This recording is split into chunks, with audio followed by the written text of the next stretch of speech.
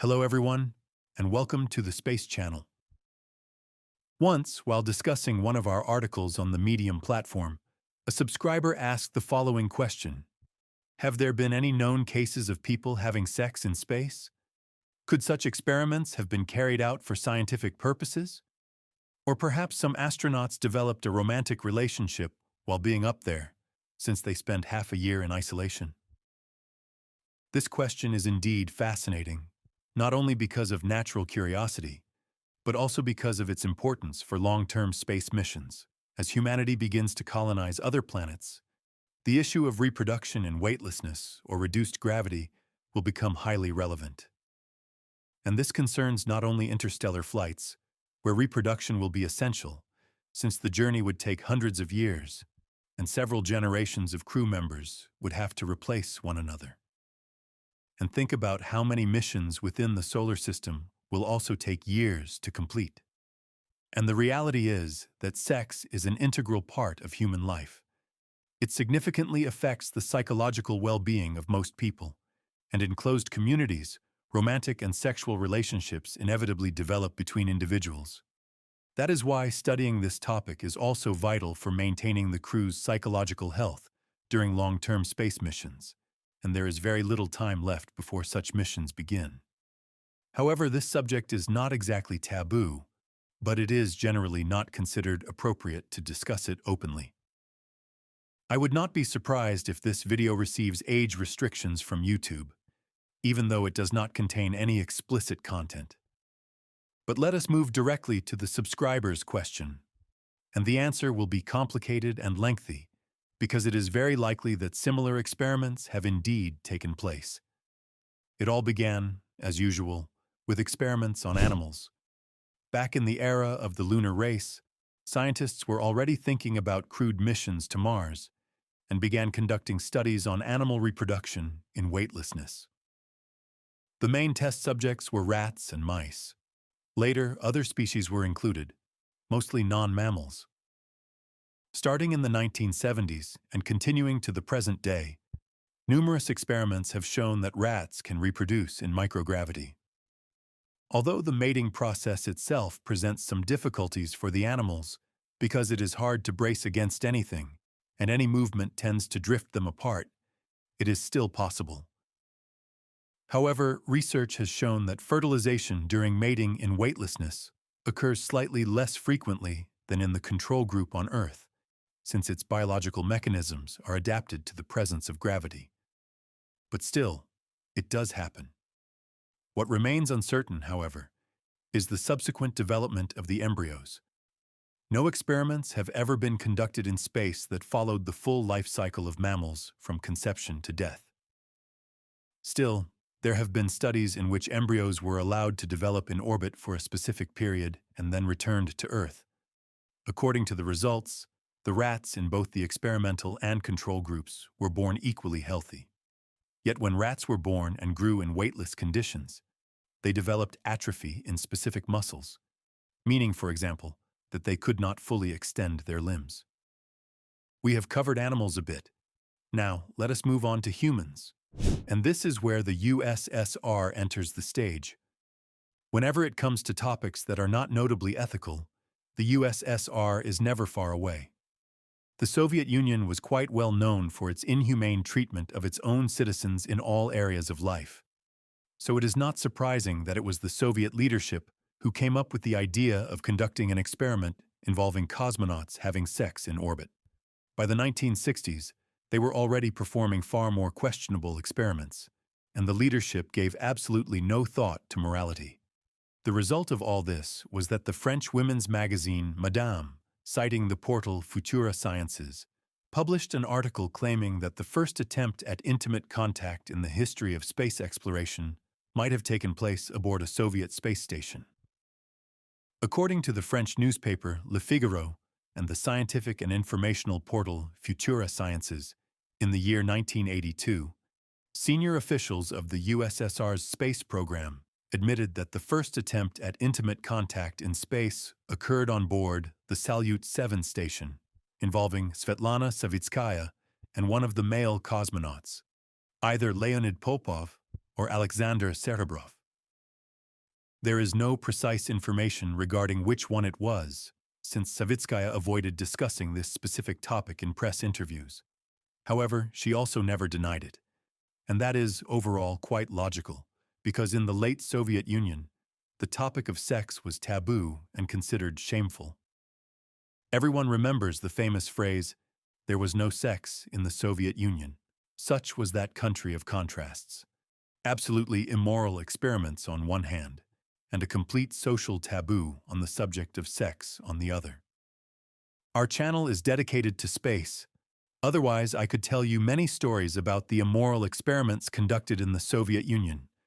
They clearly demonstrate that the USSR was fully capable of carrying out experiments involving sex in space, and that is precisely why I consider the Futura Sciences article credible.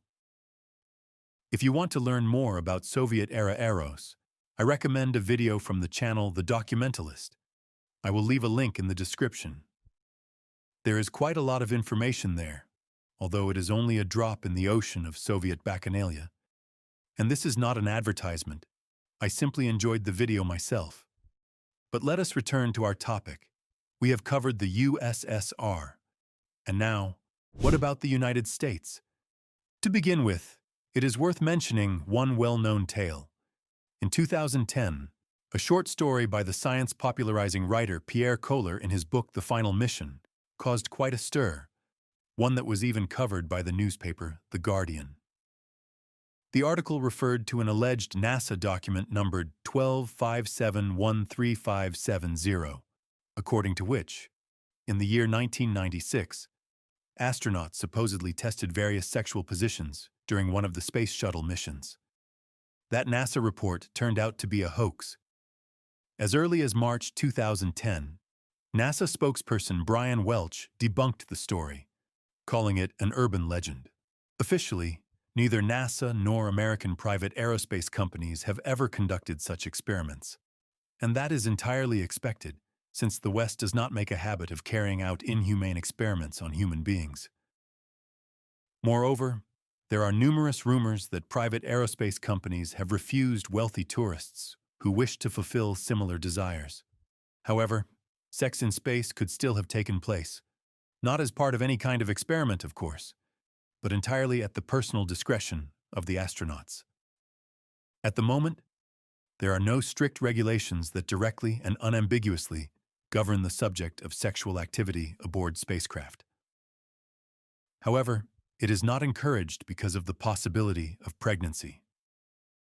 According to the Astronaut Code of Professional Responsibility, NASA astronauts are required to behave with dignity, and the International Space Station Crew Code of Conduct states, "No ISS crew member shall manifest by his or her conduct a preference for any particular individuals during the mission." In NASA's Crew Health Guidelines, published back in 2007, the subject of sex was not addressed. Richard Williams, who was responsible for astronaut health, avoided giving clarifications, arguing that sexual intercourse is not related to health in space. It is more a matter of behavior and therefore falls under the responsibility of other colleagues. As we can see from the regulations, there is no strict prohibition against sexual relationships between astronauts, and therefore someone could have taken advantage of that possibility. Rumors about romantic relationships between various astronauts, which I do not want to repeat here, since they are, after all, only rumors, appear regularly. After all, people of different sexes are confined in a small space and work together for many months. And we all know what can happen in such situations.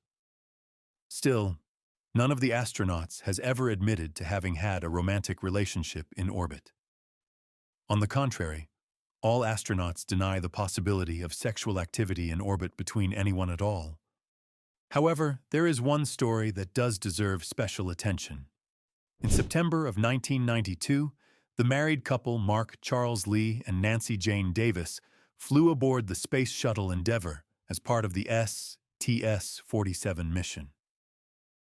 The fact that the couple ended up in orbit together was partly a coincidence, as they married during their mission preparation. In other words, at the moment they were assigned to the crew, No one yet knew that a married couple would be going into orbit.